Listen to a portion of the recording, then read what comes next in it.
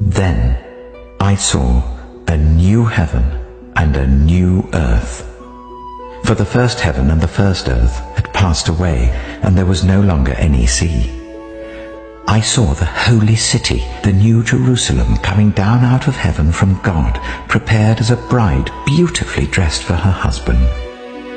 And I heard a loud voice from the throne saying, "Look, God's dwelling place is now among the people, and he will dwell with them. They will be his people, and God himself will be with them and be their God. He will wipe every tear from their eyes. There will be no more death, or mourning, or crying, or pain, for the old order of things has passed away." He who was seated on the throne said, "I am making everything new."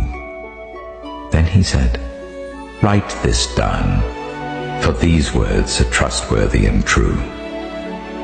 He said to me, "It is done. I am the Alpha and the Omega, the beginning and the end.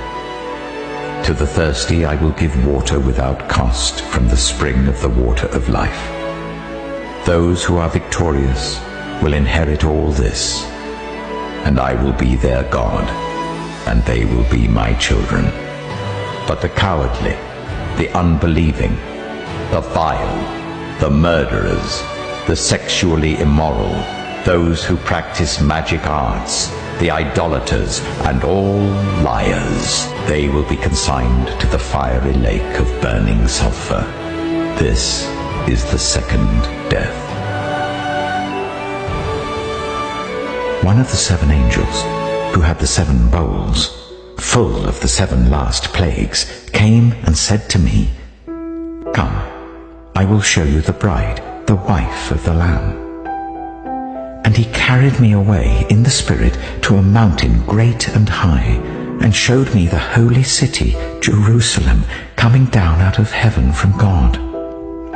It shone with the glory of God, and its brilliance was like that of a very precious jewel, like a jasper, clear as crystal. It had a great high wall with 12 gates, and with 12 angels at the gates. On the gates were written the names of the 12 tribes of Israel.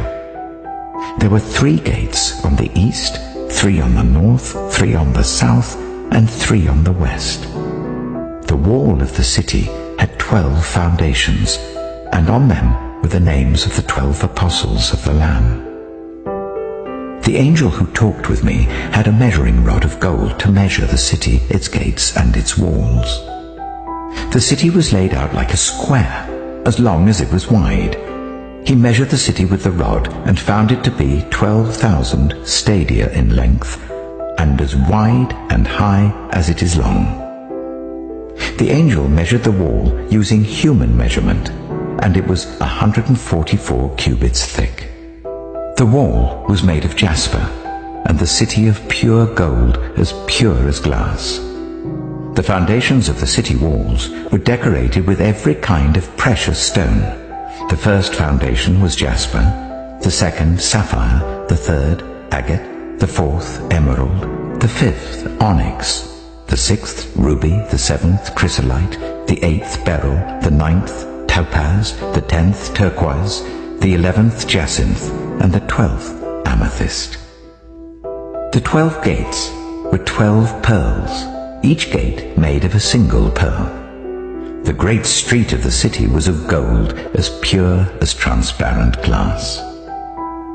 I did not see a temple in the city, because the Lord God Almighty and the Lamb are its temple. The city does not need the sun or the moon to shine on it, for the glory of God gives it light, and the Lamb is its lamp. The nations will walk by its light, and the kings of the earth will bring their splendor into it. On no day will its gates ever be shut, for there will be no night there. The glory and honor of the nations will be brought into it. Nothing impure will ever enter it, nor will anyone who does what is shameful or deceitful, but only those whose names are written in the Lamb's book of life.